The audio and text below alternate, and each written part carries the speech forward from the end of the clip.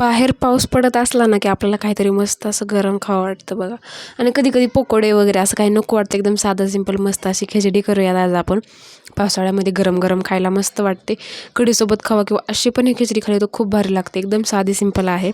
काय करायचं, तेल घ्यायचं, तेल चांगलं कडक गरम करायचं, मध्ये मोहरी टाकायची, मोहरी चांगली तडतडू द्यायची आणि त्याच्यामध्ये लगे आपल्याला लसूण, हिरवी मिरची टाकून घ्यायची आणि कढीपत्ता टाकून घ्यायचा आहे आपल्याला. मध्ये कढीपत्ता आपल्या मनावर आहे, आपण टाकू पण शकतो, नाही पण टाकू शकत. आपल्या आवडीनुसार आपण नाही पण टाकू शकत. मी काय केलं तर नको वाटलं मला कढीपत्ता, पण मी टाकलेला नाही आहे. नंतर मी थोडंसं हिंग टाकून घ्यायचं, कांदा टाकून घ्यायचा, चांगल्या प्रकारे मस्त असं परतवून घ्यायचे.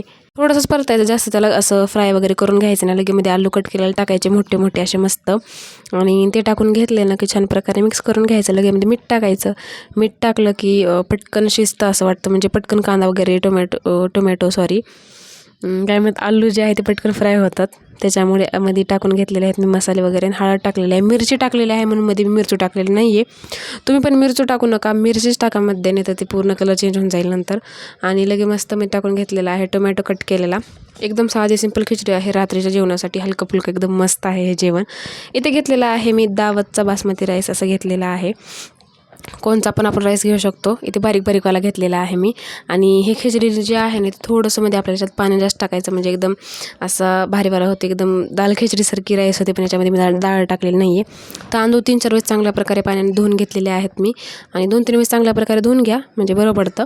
नंतर त्याच्यामध्ये तांदूळ टाकायचे, चांगल्या प्रकारे मिक्स करून घ्यायचं, खालीवरी करायचं, सगळे मसाले जे आहे त्याला लागले पाहिजेत. नंतर मध्ये पाणी ॲड करून घ्यायचं, आणि जेवढं आपण नॉर्मल खिचडीला पाणी टाकतो ना, तांदळाच्या पार थोडंसं वरी आलं पाहिजे एवढं मध्ये पाणी टाकून घेतलेलं आहे मी. थोडीशी चिकट अशी हे थोडीशी पाणी असलेली, मग तशी खिचडी ही वाली छान लागते एकदम. कोथिंबीर टाकायची, शेंगदाणे टाकायचे, आणि थोडीशी साईडनं वगैरे उकळी आली की लगे आपल्याला कुकरचं जे आहे ते झाकण लावून घ्यायचे, आणि 2 ते 3 याच्या शिट्ट्या मारून घ्यायच्या आहेत आपल्याला. जेव्हा आपल्या घरामध्ये ह्या खिचडीचा सुगंध घरभर असं पसरेन ना की लगे आपल्याला गॅस बंद करून द्यायचा आहे, आणि पूर्ण याची हवा जाऊ द्यायची आहे आपल्याला. आधीच हवा आपल्याला काढून घ्यायची नाही, पूर्ण हवा जाऊ दिली की मग काढायचं झाकण. मस्त आपली खिचडी रेडी आहे बघा. एवढी भारी लागते ना, बघूनच तोंडामध्ये पाणी येते. तुमच्या पण आलं का नक्की कमेंट करून सांगा. चॅनलला पटकन सबस्क्राईब करून ठेवा केलं नसेल तर.